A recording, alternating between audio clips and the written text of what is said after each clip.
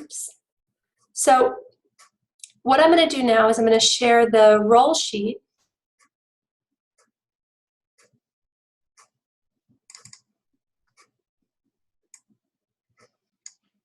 I'm going to make it a little bit bigger so that you can all see a little bit better.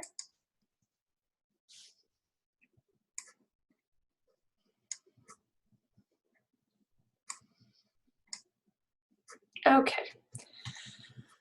So let me scroll right up to the top.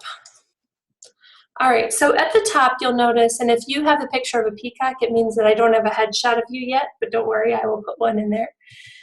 If you could get those to me, that would be great, because then I can make sure I get your headshot in there. You'll notice your picture, your name, your main title. We're sticking to one title here because it's whatever your biggest piece is. And then your location, and if you have the city, state, and country, that would be great. For most of you, I just have the state. Then we've got our Positive Approach logo, whether you're full-time or an independent contractor, whether you're on the leadership team or not, what's your reporting chain, and then other pieces of your role are these pieces in bold here. If you're on salary, it'll be per year. If you're on hourly, it will tell you how many hours and it will tell you at what rate you are currently working for us. Then here you'll notice this is the rubric score that we just went over, and mine is at accomplished.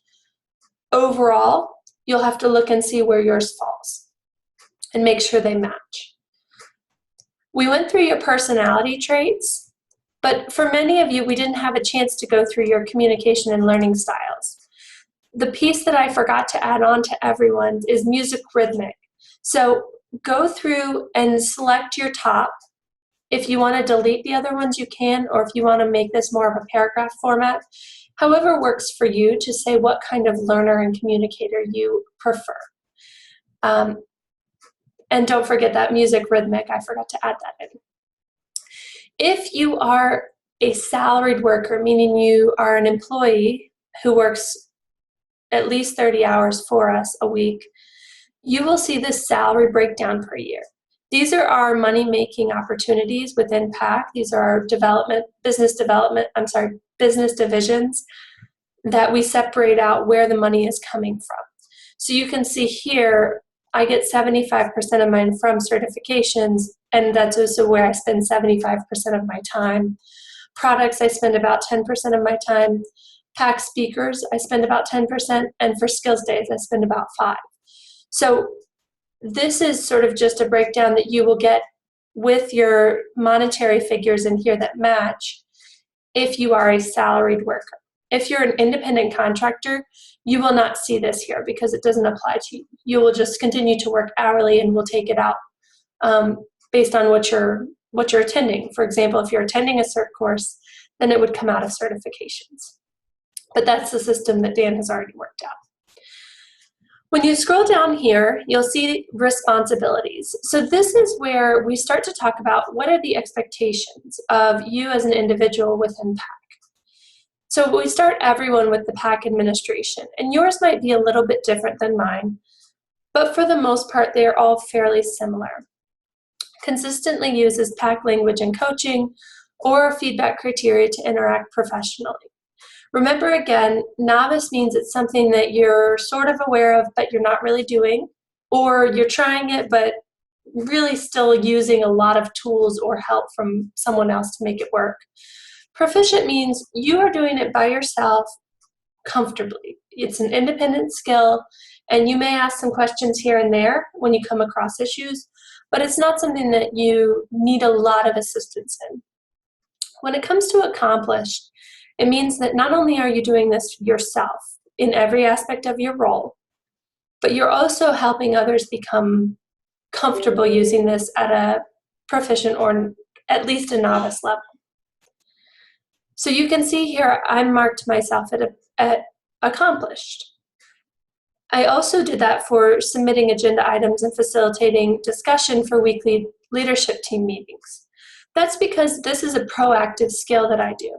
I reach out potentially a week before to others who may have pieces that I know need to get in there, to make sure that they've put themselves on the meeting as well as putting my own pieces with Kelly, to make sure that everybody's getting the information that I know exists. Another piece of this is the monthly memos for me. So making sure that everyone is aware and understands what's happening within our company. Follows up with appropriate leadership members regarding decisions and weekly leadership meetings. This one I am at proficient, and the reason that we talked about proficient versus accomplished, this is not a proactive skill for me yet. It's something that I'm working towards, but I am still making sure that I do what I'm supposed to do. When I get an agenda item that's on my list and I'm marked in yellow by a certain date, I get it done. That's not a concern for me. But am I reaching out to others that I may be tied to in other areas and helping them accomplish what they need to accomplish in that time frame? I'm not really doing those check-ins yet. I am with a couple people, but not with everyone. So that's a piece where I can move to accomplished in the next evaluation period. What you'll do is you'll go through this by yourself, and you'll really look critically at each and every bullet point, as I did here, and you'll add a letter that fits. If you're not sure, you can always put proficient and accomplished, or novice and proficient.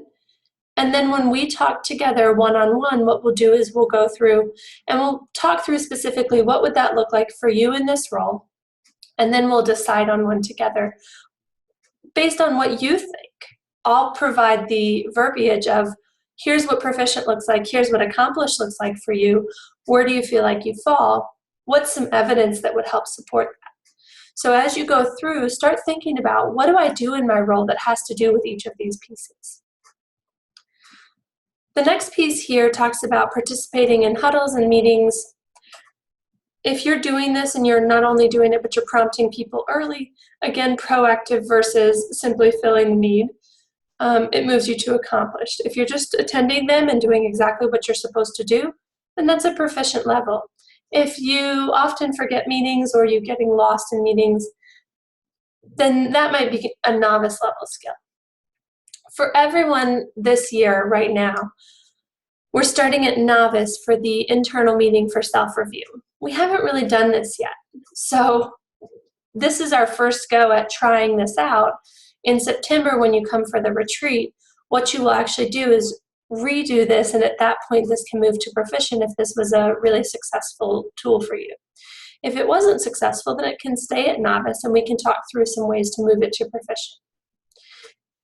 The next piece is using our internal coaches. Right now that involves Lynn, Teepa, and myself.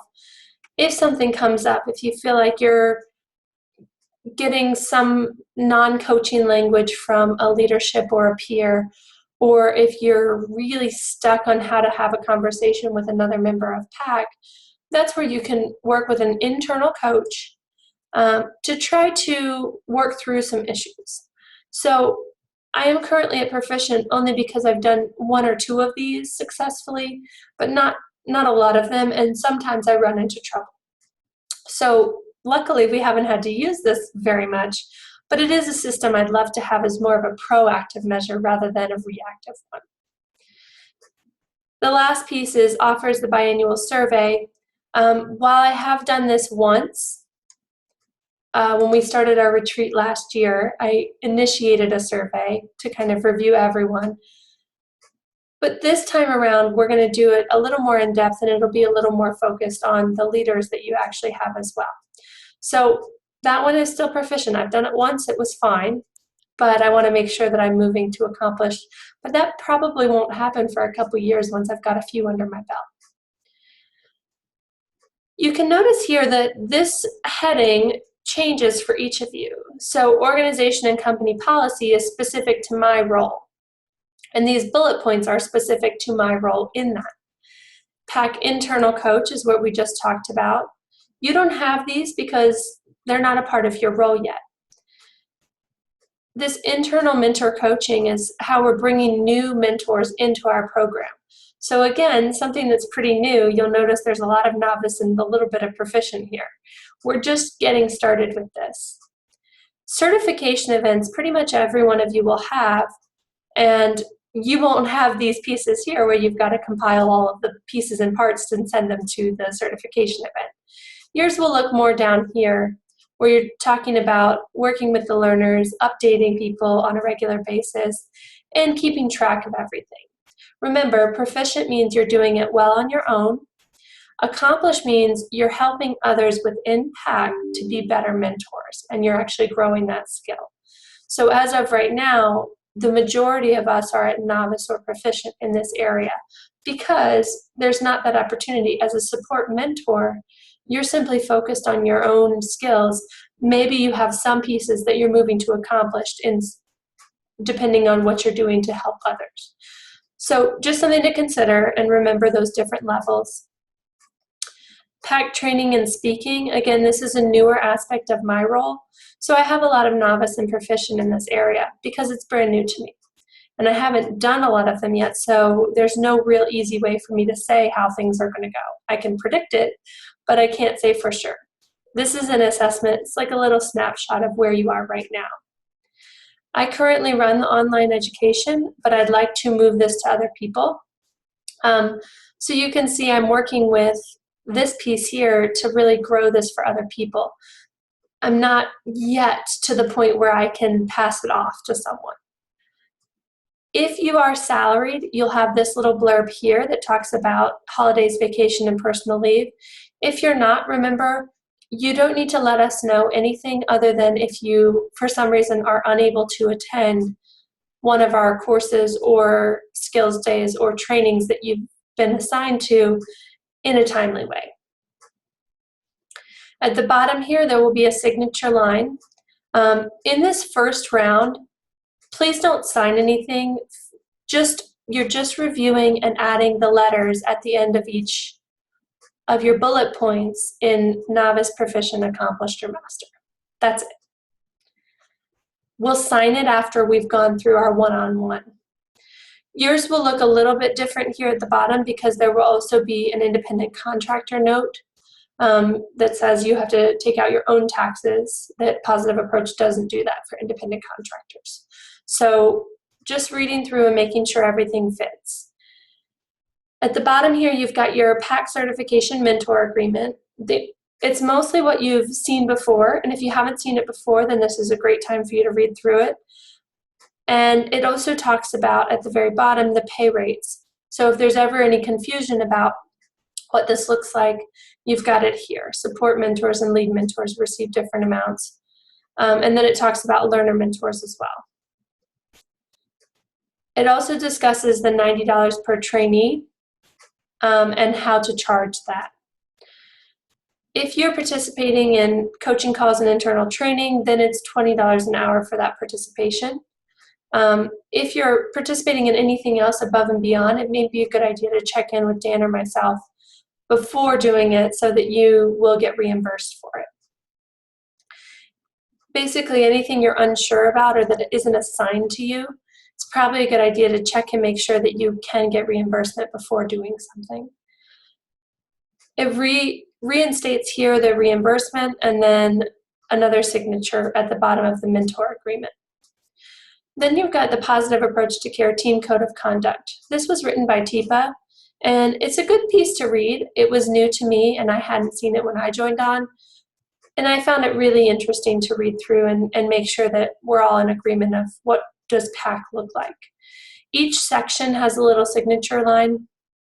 Again, please don't feel the need to sign these now. Once we've gone through everyone's and I've edited and we've made sure all the letters match, then I'll resend it to you as a cleaned up document and you can sign that one and save it as a PDF.